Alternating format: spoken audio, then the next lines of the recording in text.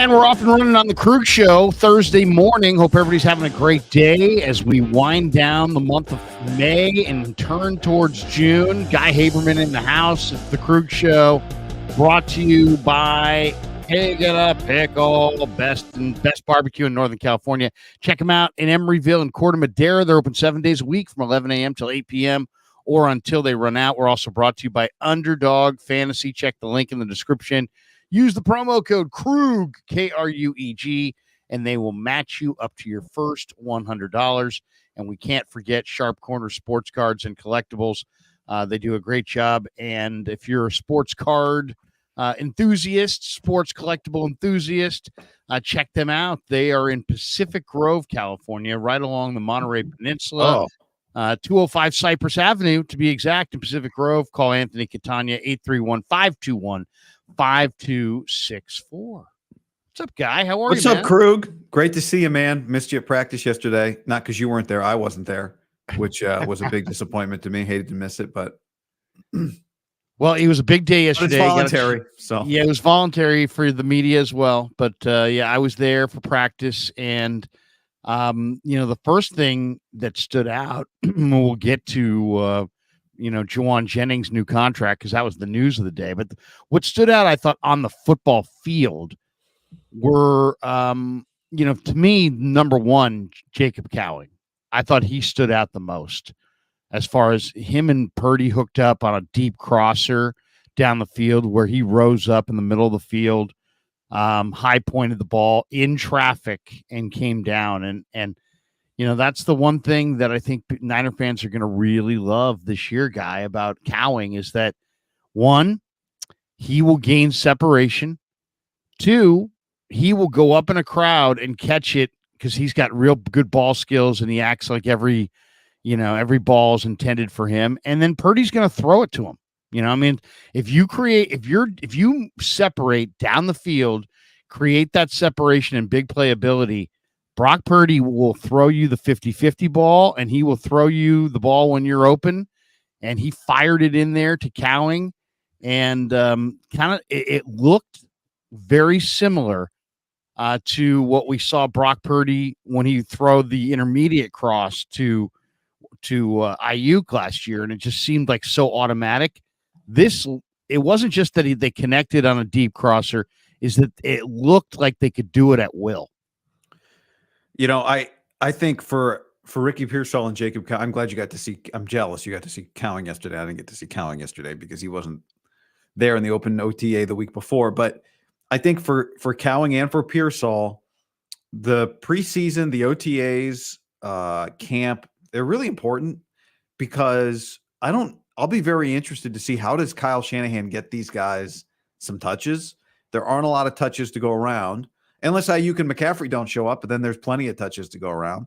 But if Ayuk and McCaffrey eventually show up, then there's not that many touches to go around. So you don't have time to ease into your rookie year and still get targets. So if Brock Purdy trusts you, because I think what you just said about Cowing's interesting, it's not just about when you get open, Brock will throw it to you. It's before you are open is when Brock Purdy needs to throw it because he thinks you're going to be open.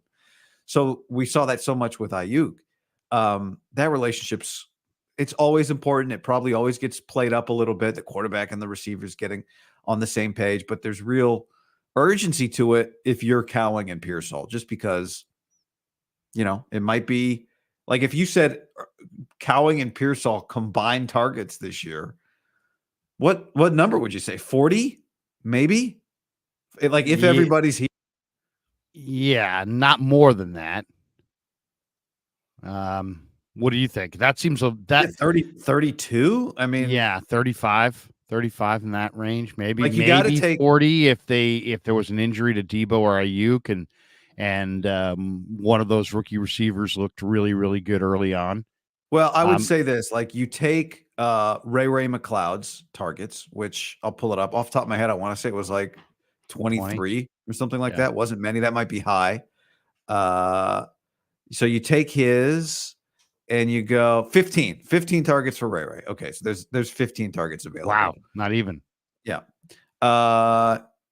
Juice got 17. Well, that's about his number. If you go look at Juice historically, So that's not changing.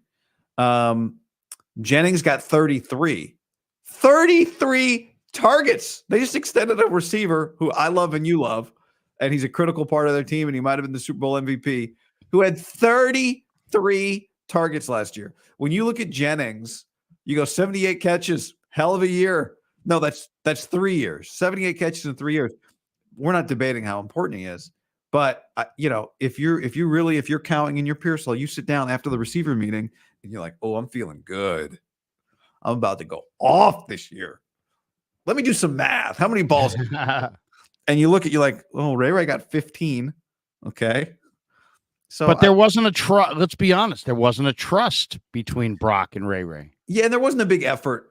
Shanahan Debo gets hurt. Now Ray's getting targets, right? And he's getting an end around. He's getting some carries. And you're right. There was specifically not trust. Right. Listen to Purdy here. I'm going to play this Purdy cut. Oh, about cowing. This is kind of interesting, I think, because this is why you said, first thing you got to do with Purdy is you got to, he's got to anticipate that you're open. But really, the first thing you got to earn those reps in practice by earning his trust. Listen to when I asked him about cowing, what he said about cowing. This is not yesterday. This is in the previous minicamp. Here's Brock Purdy on Jacob cowing. Brock, how do you feel about? Have you had any chance to throw with cowing, and what do you think he's going to add? I mean, a guy with that kind of speed, does he create space out there? Yeah, he's quick, he's twitchy, and just I'm impressed with just the way he's acted and interacted with guys. Very smart, very respectful, and a guy that I can tell he's going to get after it in terms of knowing what his job is. And as a quarterback, I feel like you're always looking for a guy that you can trust, and so yeah, I've seen that so far from him. I'm excited to see what he can do just in terms of taking off top and running downfield and everything once we get to it. So I'm really excited. It's funny. He said, as a quarterback, you're looking for a guy you can trust. Purdy's really looking for a guy he can trust because he's really going to throw the ball before that guy makes his break. So he's got to know where you're going to be. You've got to be pretty consistent and pretty professional as a route runner coming in. Otherwise, you're not going to earn that trust. And to me, that's where cowing is really, I think, going to be incredible because the 4.3 speed is legit. The ability to separate is legit. Purdy plays on time and the accuracy is legit. So these guys are going to be able to hook up, but it's all about what kind of trust does cowing earn with Purdy in these practice reps, in these mini camps, so that Brock feels comfortable, looking for him down the field because he knows he's going to be where he's supposed to be. That's, I think, the first part. Yeah. And then I think the other part of it is, and I don't, how much of an effort will Kyle Shanahan make to put both these guys in a position, Pearsall and Cowing? Will he put Pearsall? I mean, one gets a first-round pick, one's a fourth-round pick. The first-round pick usually gets the better opportunity. And I do think he just fits next to – I actually think they both kind of fit next to Debo and Ayuk well. But how did Ricky Pearsall look to you on Wednesday? From what I read, he had another good day. Well, I mean, he just is very, very precise in everything that he does. He plucks the ball with precision. Every little turn is with precision. Every drill that he does it a little bit more precise, a little bit more emphasis on every single movement. And you can see why he loses guys, why he creates separation with good but not exceptional physical ability, because he's sudden. He's really, really quick. He's got head and shoulder fakes. And then he plays off of the defender. I mean, the one thing that you can kind of see is that, he plays off of the defender. So if he feels like you're going to zig, he's going to zag. Now he knows where he's going, but he sets up defenders really well. So, it's like he gets you kind of going in the direction he wants you to go in. He's very veteran-like in his route running. You can tell. I mean, it's just he's worked on it a lot. Yeah. So, I think him and Purdy could be prolific together because Purdy, another guy, once he gets used to all the head and shoulder fakes, I think the one thing with Pearsall is I think he can create like short area and immediate in the intermediate area. He can provide that separation. I think Purdy's going to be able to stick it on him once he does. Yeah, I would say my biggest, if I could put one word on Pearsall from watching him last week, was professional. Yeah. He just didn't look like a rookie. He looked physically, he looked NFL ready. And this is the result of having a bunch of guys who come into the league after an extra year of seasoning versus maybe a year early. But he better be, right? He needs to be that type. That is part of what makes him good, is that you think when you tell him the ball, he's going to catch it. When you tell him to be somewhere, he's going to be there. When he has to ad lib, he does it in a way that the quarterback is able to play along with him. So I'm pretty optimistic about both these guys, but I was optimistic about both of them coming in. I think the future at the receiver position is interesting for the Niners now that they extended Jauan Jennings, which I think a lot of people, myself included, for a couple of years have looked at Jennings like good find. You'll have to replace him again, just like you did with Kendrick Bourne. And you're going to have to do it again. You're going to have to do it again. They're not looking at him that way, clearly. Now, part of it is $10.5 million guaranteed for 2 years is a deal they'll happily do. And we'll see in the end if Christian McCaffrey gets more money, if Ayuk gets a big contract, maybe they freed up some money in the end for this year, as opposed to that tender was almost $5 million for this year if he had signed it. But he's been a reliable player. I think about the Warriors and what happens when your team gets expensive. And basketball and football are different, but generally what happens when your team gets expensive is you lose role players. And then it's star players trying to carry guys who aren't quite ready yet to be true supporting cast guys into the championship. And it's really hard. It's really hard. And so, this is a little bit of a different tactic. And I was pleasantly surprised to see it because anyone that watches them knows that he's really critical for them. And he's their type of guy, right? He is, as Chris Peterson used to say at Washington, an OKG, our kind of guy. He's a OKG. culture. He's a culture guy for them. I mean, and for those who don't know, yesterday, Jauan Jennings signed a 1-year extension through 2025. That includes $10.5 million guaranteed. Jennings basically, Adam Schefter reported first. I guess Mayoko said that Jennings was in the house, and then Schefter reported that Jennings signed a 2-year deal for $15.4 million, $10.5 million of it guaranteed. And he'd never signed his free agent tender. So it's a 1-year extension. He's now signed through the 2025 season. He was set to make just under $3 million had he signed his tender.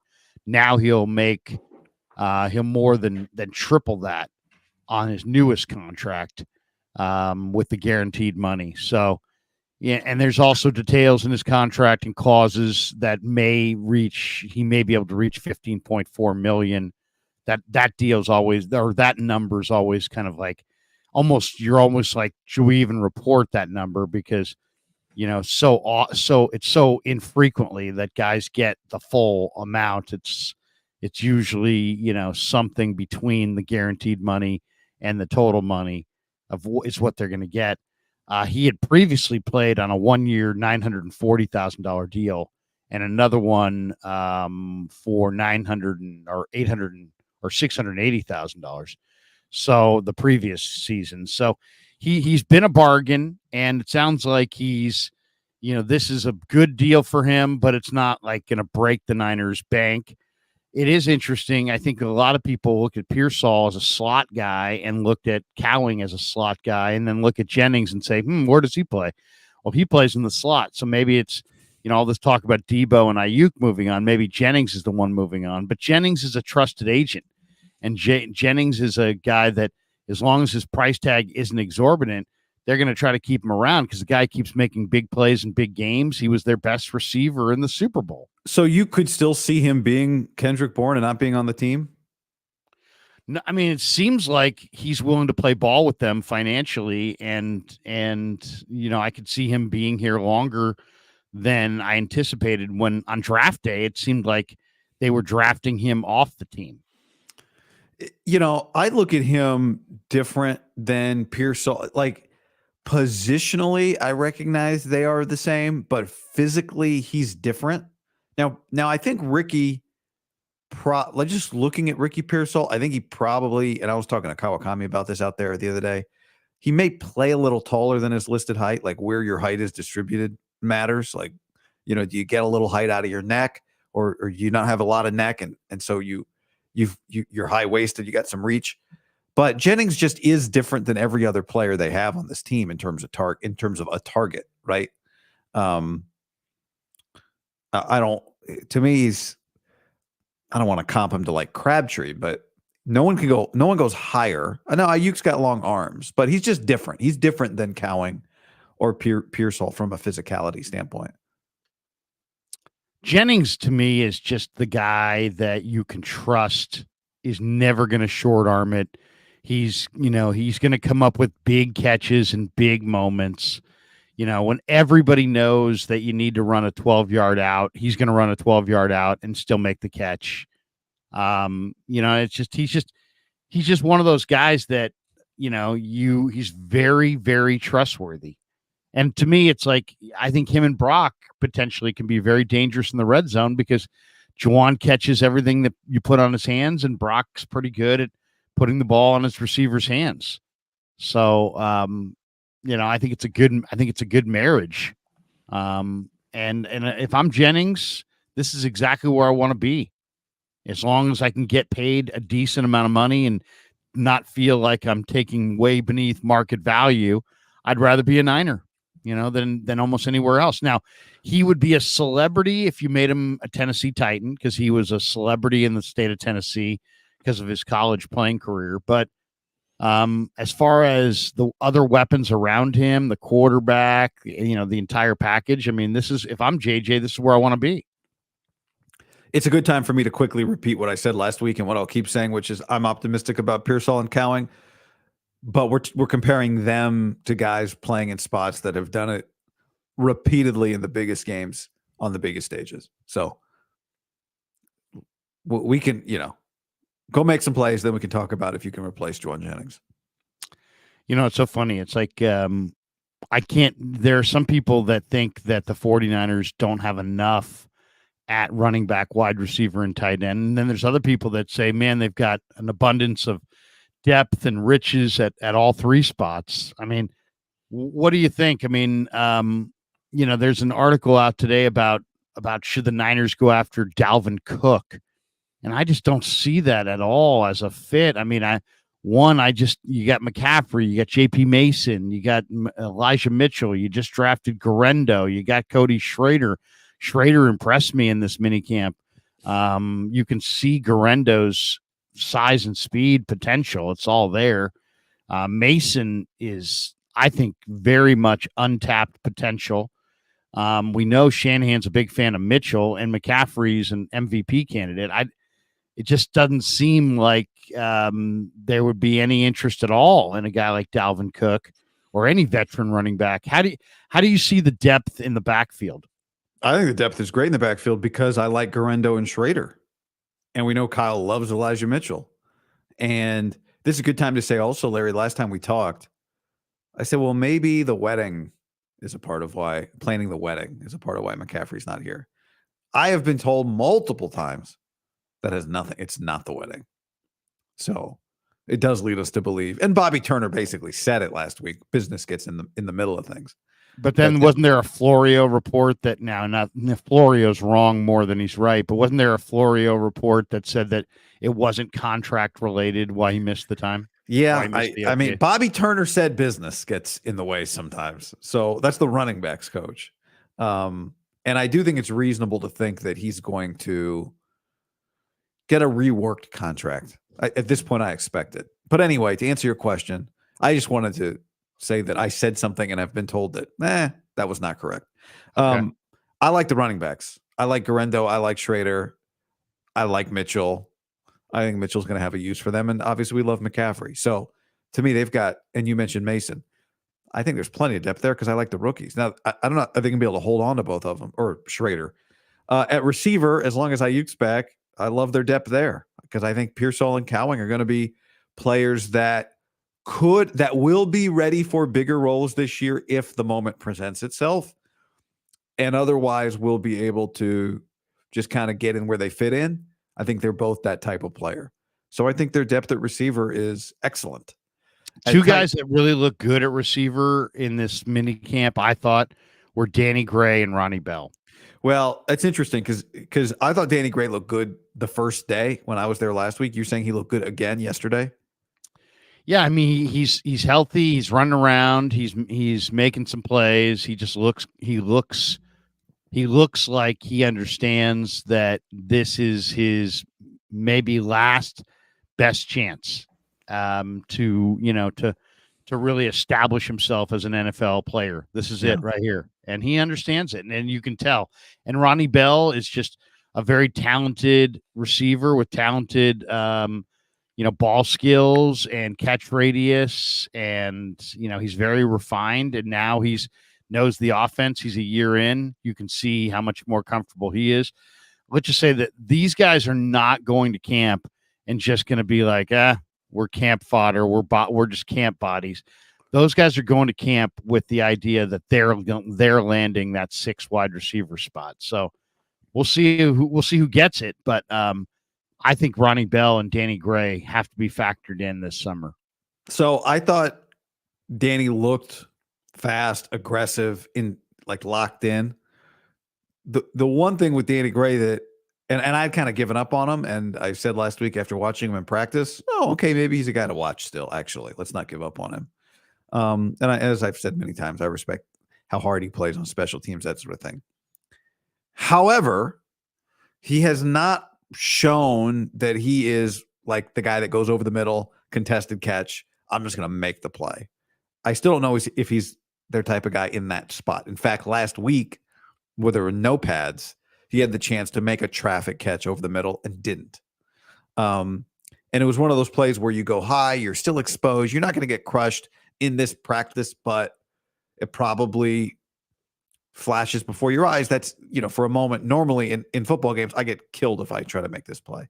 So, yeah, I'll remain open, but not optimistic on Danny Gray because he can look good in this practice. He can look good in these practices. When given the chance to play, he has not looked ready. So, I think it's probably likely that he or Ronnie Bell is. I think you could practice squad him, and I don't know that anyone's jumping all over him. So it's gonna be interesting because they're both of them have exciting traits. I mean, Gray really is a burner. I mean, he is absolutely the fastest guy in the field, and Bell is got very refined receiving skills. And he's sneaky fast. He's sneaky strong. I mean, you look at Ronnie Bell, you don't think much. Then all of a sudden, the game starts and he starts making catches and he starts, producing. So, both those guys, I think, are going to be heard from. One of the big stories coming out of this thing is that George Kittle said that he had a core muscle injury that he played with from week 10 on? Yeah, week 9 or week 10. So how does that revelation change your thoughts on Kittle in the year that he had last year? I keep kind of waiting to figure out what George's career is going to look like in his 30s, because he's going to be 31 this year, soon. And I have begun to wonder, he had so many injuries early on that he felt like a guy that would at some point soon stop being really productive for them. He went on to have 1,000-yard year last year and was an all-pro. So, he had a good year. I think he may age pretty well, actually. I know a lot of us have been waiting for him to not age well, but I'm wondering if he's going to age well. If he's going to age kind of like Anquan Bolden. Anquan aged well. And the beauty of George is he doesn't seem to be losing any strength. He doesn't seem to be losing any ability to block. Even if he loses a step, he's still always going to be a mismatch when it comes to the receiving game. And he doesn't seem to be losing any desire to play the type of dirty football that he plays. Dirty meaning, just a lot is required of him physically. So he gets hurt and he plays through it. He gets hurt and he plays through it. He gets hurt and plays through it. He is going to get hurt. Something is going to happen. He's going to get banged up this year. Maybe it's him, but probably it's just he does so many different things and so much is asked of. He asks so much of his body and puts his body through so much and plays through so much. So, every year I've watched George and thought maybe this is the year he quote unquote loses a step. And I'm beginning to think I might have been wrong about that. I mean, everyone eventually does, but maybe he plays a type of football. And just because he's so physically unique, because he can block and he's a difficult matchup in the receiving game, that even if he loses half a step, whatever that means, he's going to age pretty well. Maybe we've got a few more years of George Kittle than I thought. Hindi says Jauan Jennings tight end too. I think that's pretty clear from watching the Niners is that tight end 2 is wide open. Cam Latu's back for year 2. He's a third round pick. A lot of people think that Braden Willis is going to be the guy who's going to bust out. Saubert, the veteran, has kind of looked like a little bit more than I thought he would look like out here. He's got a little bit of everything. He can catch. He can block. He's got a little bit of upper body strength. He's huge. The guy, though, it's funny. I'm a Mason Pline guy, right? Yeah. And it dawned on me who he reminds me of watching him run routes and play yesterday. And he was getting lots of runs. So, he obviously they're force feeding him a lot because he's out there. You're seeing him quite a bit. He wears 89. He reminds me of a 6'6", 6'7" version of Brent Jones. Reminds me a lot of Brent Jones. He's got the same kind of running, same kind of gait. He's really, really smart. Understands how to sit in the soft spot in the zone. Kind of sneaky, strong, sneaky, athletic. You don't look at him and go, "Oh, this guy's running by me," and then you look up and he ran by you. But he reminds me of the way he runs and just kind of how he looks out there. He reminds me of Brent Jones. He reminds me of a 6'7" Brent Jones. Wow. That's high praise. It is because Brent Jones was a natural receiver. Yeah. And he was a really smart player. But this guy has some natural receiving ability too. And he's a really smart kid. I will keep that comparison in mind the next time I watch him. When I close my eyes, it's difficult for me to see just because I have a hard time saying that about Mason Pline. But where I do agree with you is because I know people listen to Larry Krueger talk about Mason Pline and go, well, that's his boy. That's me. Larry was on Mason Pline before anybody, and now he's going to pump his guy up because he wants to look good. Here's what I'll say. The stuff that you're saying about how he looks, how he moves, how he catches, how natural it is for him, I'm on board with. I think it was one of the big headlines I thought last week was how natural he looked and that he looked like he's been lifting weights for football longer than he actually has been. So I'm open-minded to your grand plans for Mason Pline. Okay, so part of the reason he reminds me of Brent Jones is that they're both kind of knock-kneed. So, like, if you watch them, their knees kind of bang almost. They look kind of like their knees, like almost like their knees go in and their legs go out. They're both guys are a little knock-kneed, which is not the most athletic look. But then, do they play? How do they play? It's one thing that if you're a little knock-kneed, but how do you run? How do you get in and out of routes? But this kid reminds me a lot of Jones in that you can tell he's athletic, you can tell he's tough, you can tell he's smart, and you can tell he's a a try-hard blocker who's better naturally as a receiver than as he is as a blocker. Like Brent Jones was a receiver who blocked. You know what I mean? He wasn't like, just this monster all around dominating inline blocker who caught a few balls. He was a receiver who became a good enough blocker. And that's what I see with Pline. He's a receiver, little knock need, but really good hand-eye coordination. High points the ball, catches in a crowd, takes some hits, tougher than your typical basketball player, but he's a receiver first and a blocker second. And it's pretty clear. Which does not help Mason Klein become tight end too. If Eric Saubert's a better blocker than him. Right. No, it's true. It's true. Or if Braden Willis, a lot of people think Braden Willis is going to really come on in year 2. Why? Why do people think that? Well, he got a chance. He played in the. He was almost one of the last men standing last year. They liked him a lot as they gave him that gold helmet designation. So they like his work habits. They like his work ethic. He didn't do anything in the regular season at all, at least not in games. Maybe in practice, but in games he was a total non-factor. So we'll see. But they like his character. They like his effort. And they like his athleticism. He also is not a strong inline blocker. He might be more of an H-back, fullback, tight end in a pinch kind of a guy. Well, they did some of that stuff they've done some of that stuff with him, right? Move him around, kind of out of the backfield, that sort of thing. I also like his character. I talked to him for a while in Vegas before the Super Bowl and found him really enjoyable to talk to. Sharp guy, engaging. Talked to him for a while. But, from a physicality standpoint, is he going to be what they need as really a solid blocker at tight end too? I haven't seen that yet. Is there a Charlie Warner in this bunch? I don't know. Meaning what?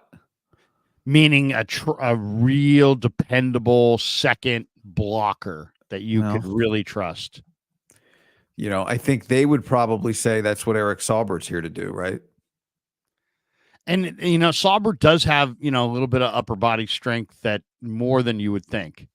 So maybe he is in that role. Maybe he can man that role. Saubert looks like the dude at the gym who gets your attention. With the tatted, full tats. And and it's like like a sleeveless hoodie. Right. Right. That's Saubert. You just go, oh my God. Like that's when you see Saubert, Pline looks like a pro. When you see Saubert, you're like, that guy's been in the pros, right? You just see a guy who's had 5 years to build his body up or whatever it is. Right. No, he's definitely in the upper body. Very strong. We also got a chance yesterday to talk to both the special teams coach, Brian Schneider, and the O-line coach, Chris Forster. And, the interesting thing I thought the revelation was from Forster is that even though Dominic Puni can play lots of spots, they're lining him up at right guard because they feel like he can start there. He's going to be in the mix with Burford and Feliciano for that right guard spot. But it sounds to me like Puni played center in Mobile at the Senior Bowl. A lot of people thought he looked good at center. I asked Chris, what spot can he play? And he's like, well, he could play tackle in a pinch because he's played tackle, but they project him as a guard and they're placing him at right guard. And I think they're placing him at right guard because they think he can win the starting right guard job. And I think he probably can. I like the way he moves out there. He lined up, he was wearing 77. They lined him up at right guard all day yesterday. And he's just, to me, this guy, has got a lot to learn, but man, he's got great feet. He's got great athleticism. He's not stiff in the slightest. And he's got that kind of nasty, I want to bury you attitude. His footwork is really good. So, I don't know. We'll see. To me, that's going to be Feliciano versus Burford versus Puni for right guard could be the biggest competition this summer. So 3 things on Puni. One, they should try him at right guard. That is their weakest position on the offensive line. I mean, I guess you could use him at some center because of the injury to Brendel. But here's what I'm going to read you what Chris Forrester said yesterday, and then I want to read you something I got from a coach on the Kansas staff. Okay. And I think these 2 things together will illustrate where the challenge is going to be for Puni. So what Forrester said was he's one of those guys, but he was a very good pass blocker in college. That should translate to our game.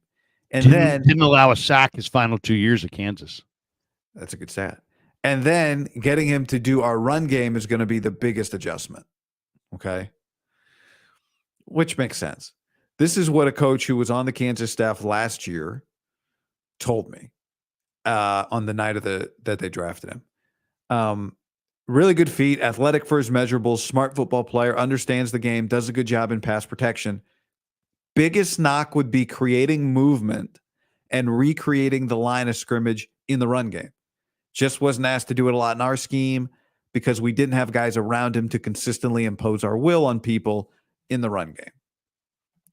So both of them identify he's got the skills for the pass game and the athletic ability for the run game, but he hasn't done it yet.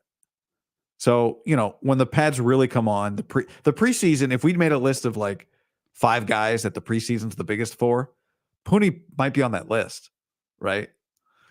Because being able to prove that he can move people in the run game is going to be the difference between him starting as a rookie at right guard potentially and not being ready to play. I think he can move people in the run game. I mean, he's got a huge upper body. He keeps the legs moving. He doesn't have the most powerful lower legs.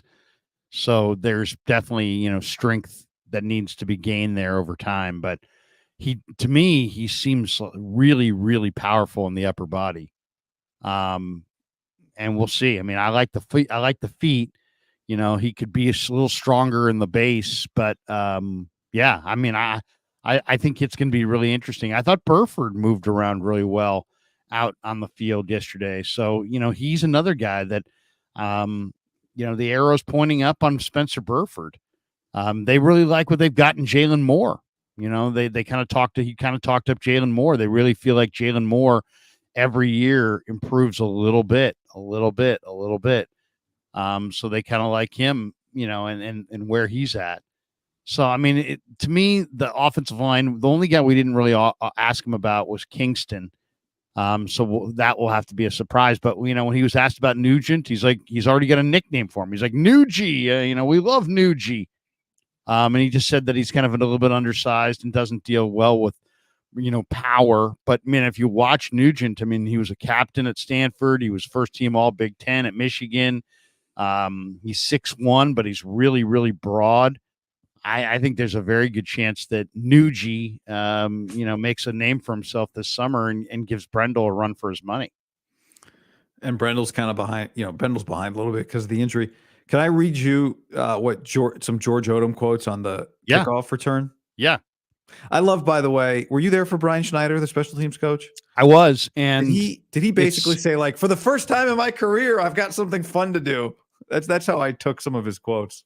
I mean, I think it's safe to say that we're all learning this together. Like the Niners, like if there were a game today, there would be some real issues dealing with this because I think nobody really knows what personnel is going to succeed with these new rules. The angles are all different.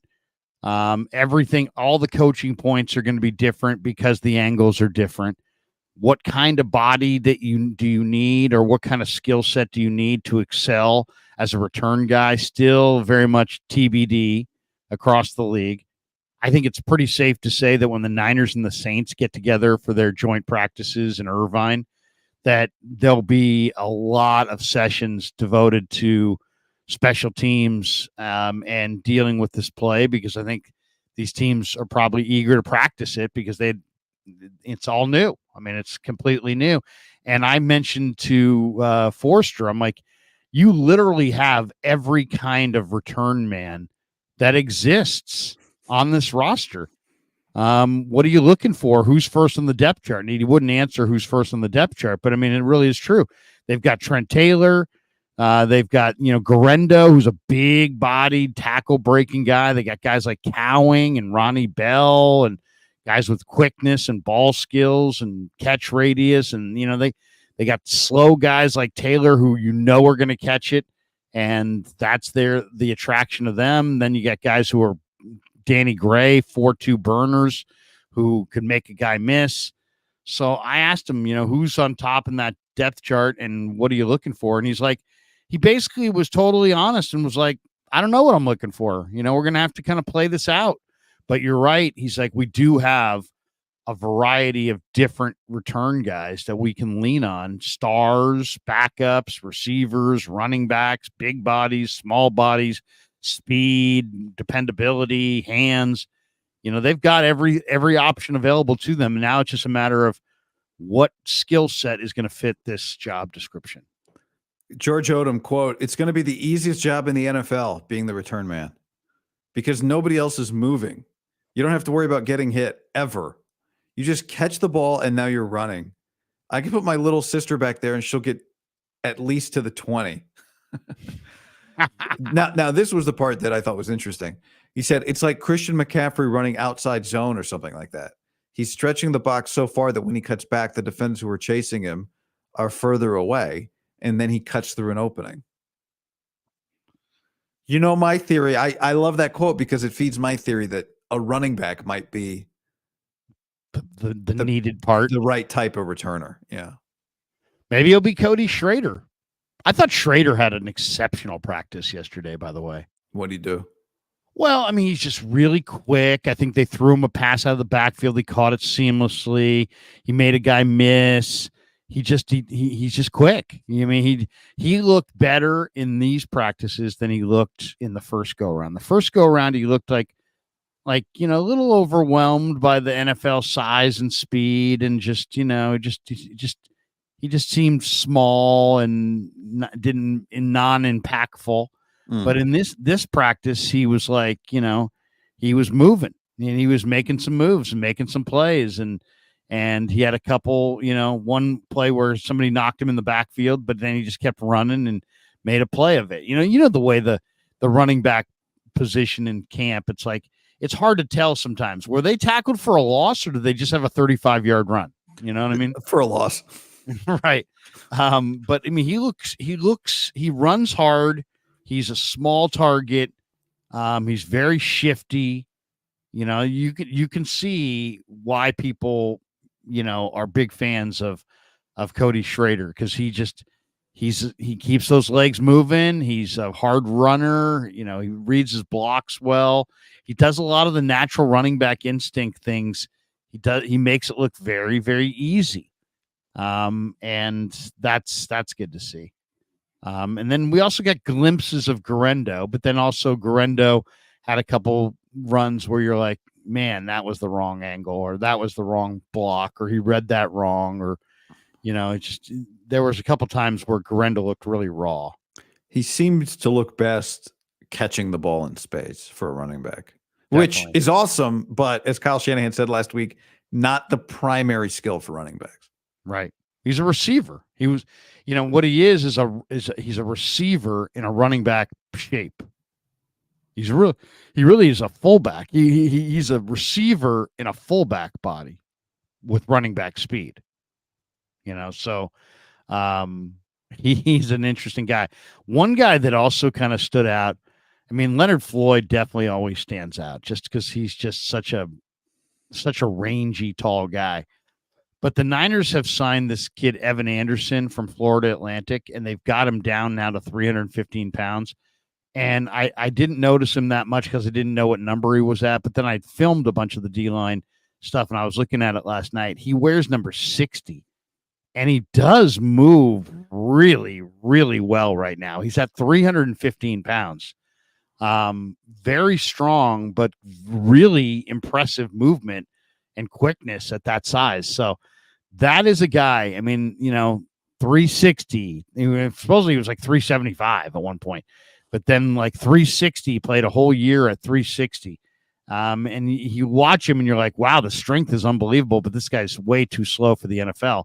But now, in the pre-draft, they'd got him down to 320, and a lot of people liked him in the workouts. The Niners worked him out.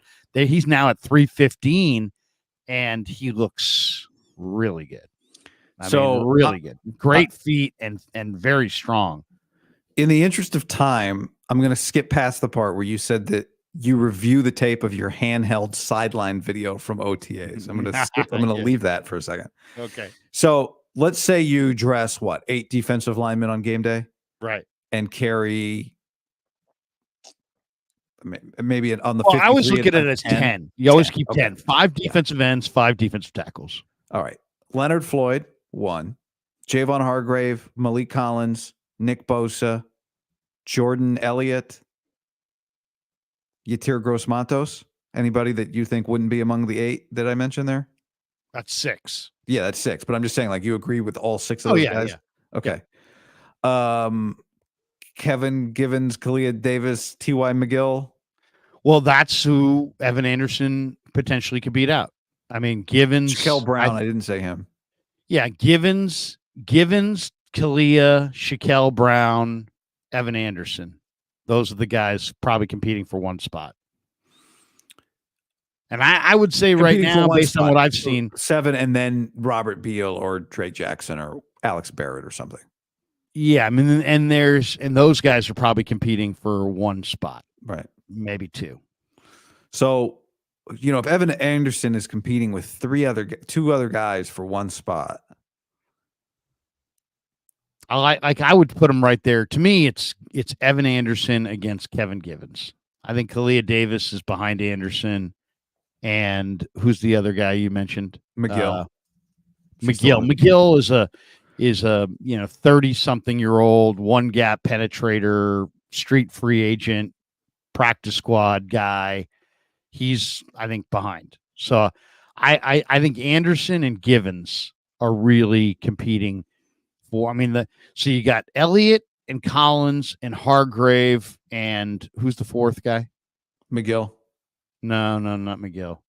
Elliott, and Hargrave and Collins. Collins and Brown. Shaquille. Yeah. Well, I was thinking I thought there was one more established defensive tackle there. So I thought it was Hargrave. I figure it's gonna be Hargrave and Collins to start, and it's probably Givens and Elliott are the 2s. So then Anderson's probably competing with every other defensive. Oh, are you bumping Gross-Matos inside? Is that what you're thinking? No. I had inside. I've got Hargrave and Collins and Jordan Elliott and Givens. Those are probably your front 4, and I would say Anderson would be the 5th defensive tackle. Over Kalia Davis, over T.Y. McGill, over anybody else that we hadn't thought of, and then defensive end wise. You've got Leonard Floyd and Gross-Matos and Bosa. Those are your top 3. Right. And then you've got Beal and Drake Jackson as 4 or 5. So that, and there might be somebody else in there too. Is there some defensive end also in the mix there that I didn't name? In the mix or just on the team? Alex Barrett, Austin Bryant.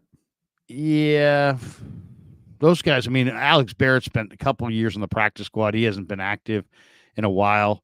So, that's what I'm saying. That's why it kind of puts some pressure on Beal and Drake Jackson to actually be something this year, because they're going to be, part of the rotation if they're on the roster. So, and they need quality depth there. So if those guys show up this summer and they're not ready, look for more Taco Charlton type, middle of camp pickups. Man, Taco had a good practice. Yeah, exactly. Taco did have a good practice. But I'll say this, Evan Anderson, the movement ability on 315 pounds with that kind of strength, that is impressive. And you can kind of see why, when you watch him move around at practice, why they were so eager to give him almost $300,000 guaranteed to beat out other teams to get him. And Kasarik had a big hand in bringing him to the Niners. So he's definitely a guy to watch for this summer. I'll tell you the other two guys that really stood out: Malik Mustafa and Renardo Green. I thought Renardo Green looked great Again. He's just ready. He's ready to play. Like, he is ready, and you could put him out there, and he's not going to embarrass himself. Like right now, Yeah. very polished. And Mustafa's, moves exceptionally well for a guy who, when you look at him, you're like, he looks kind of like a stumpy linebacker almost playing safety. And it's like he does, but then you watch him move around. He moves really, really well. Well, you look at him and think, before the first OTA, Ethan Strauss texted me. He's like, what about linebacker for Mustafa? I'm like, well, let me go look at him. And you look at him, you're like, oh, I actually see why somebody would say that. Yeah, he's thick, but he's definitely has the movement ability to play safety. And that's what's so exciting about Mustafa, I think, is that, there's no question he's a hard hitter, but there's also no question that he's got enough movement ability to play free safety and cover a lot of grass. So that's huge. So, and then also I'm thinking the competition at linebacker between Campbell, who seems like he's getting more comfortable, Jalen Graham, D. Winters. You got a bunch of special teams linebackers there. You got Curtis Robinson, Flanagan Fowles, Ezekiel Turner, and obviously Fred Warner. I mean, they're none of those guys are Greenlaw, but I think Graham is looking incredible. I mean, he was just flying all over the field. So I can't wait to see what he looks I'm like pessimistic about LB too. So for Graham or for Campbell, the whole group. or just you're not loving whoever it is. Yeah. Overall, though, I would have to say, you got to feel pretty good about where the 49ers are right now. I mean, are they the Super Bowl favorite? No, but they're still a very deep roster with a quarterback that is seemingly getting better with deeper group of weapons at almost all the positions. Yeah. I mean, the whole thing, the most important part of it all is the part we don't really talk about a ton this time of year, or at least we don't spend a lot of time like post-practice review. How did Brock look today? Because I think he's elevated his floor beyond, was he perfect in OTAs today or not? I think you can not watch Brock through OTAs and have a pretty good feel for him. But I mean, I still really enjoy watching him. But the whole franchise, so many things matter. But the biggest thing that matters is, does the quarterback get better? Does Brock Purdy turn into the guy that he may be paid like soon, right? Because you're getting, like, Jared Goff's getting 50 mil. So you're getting, you're getting paid like that dude, even if you're not exactly that dude. So Brock becoming that dude would be, the biggest development of them all. Two last things, and then we'll jet here. We got three little supers here, but I'll read those in 1 second. But Chase Sr. threw this out in a video the other day, and I thought it was pretty good. Now, I had already talked about it. I saw the rumor earlier in the week. Tristan Wirfs is holding out in Tampa. The Niners are in their Super Bowl window. This is the guy they should have taken. If you want to say what mistake did they made, it wasn't trading Buckner. It was drafting Kinlaw. If they had traded Buckner and used that pick on Wirfs, they probably still have Wirfs, and he's probably a foundation piece. If Tampa makes Wirfs available, you're inside your Super Bowl window. Would you trade draft capital in the future to try to get a guy like Wirfs and plug him in at right tackle and make McKivitz the backup swing tackle? And how about just Ayuk? Or not picks. Maybe you're trading a receiver. How are you going to pay Debo Ayuk? Yeah, you're going to be able to pay. I mean, you're really making a decision. But you might say, well, next year Debo's going to be gone anyway, or whatever. I think they'd rather pay Ayuk than. If you ask Niner fans, would you rather have Ayuk or Tristan Wirfs? What would they say? I think they'd say Ayuk, but I don't know what they'd say. if you ask the lead, like 31 other fan bases, I think they'd say Wirfs. Wirfs has greater value than Ayuk. Well, it's just he He's a lineman though. He doesn't touch the ball. He plays tackle. I would rather, to me, if I'm in charge, I'd rather pay Ayuk for the Niners than Wirfs. But I'd love to have Wirfs. Yeah, if you told me you could acquire Wirfs for draft capital, I would acquire Wirfs for draft. To answer your question, yeah, he's a foundation piece at a. It might be Trent Williams last year too. So yeah, you know. Yeah. All right, I know you got a jet, so let's read these last three ones here. Yeah, I got the check engine lights on, Larry. Lorenzo Gonzalez says Grant Cohn said Brock Purdy was bad in OTAs both days. Really? No, I see a guy who looks bored in OTAs. Not bad. Bored is not bad. Tanner Mordecai, look out. Watch out. Tanner Mordecai's coming, number 4. Brian J says first round pick for wide receiver 4. NFC better watch out. Oh, look at that. I'm sensing sarcasm. He's not loving the Pearsall pick. And then Blood Moon says, why hasn't Latu been in camp? He's rehabbing. Guy had mystery knee injury back in preseason, then Miami, and then missing in action still. Gray, Conley may be the odd men out. Need Colton to step up. Yeah, as far as Latu, Brian Fleury, his tight end coach, position coach, told me he's rehabbing an injury. But Latu's another guy. Absolutely. He's got to make a significant step up this offseason. He's got to look much better in camp. Guy, what do you got cooking the rest of the day, man? I've got a bunch of stuff to get. The first thing is my check engine lights on, Larry. So I got to go drop this thing off at the garage. The Habes mobile. We'll see if we got how much life it's got left in it, Larry. So yeah. Good luck to Guy with his vehicle. That's going to do it for me for now. Dieter Kurtenbach joins me this evening. We'll talk a little bit more Niners with Dietz coming up. Have a great Thursday. Thanks to Guy. Thanks to you. Thanks to Pig in a Pickle. Peace. Yeah, never met a man I've been scared of. Careful.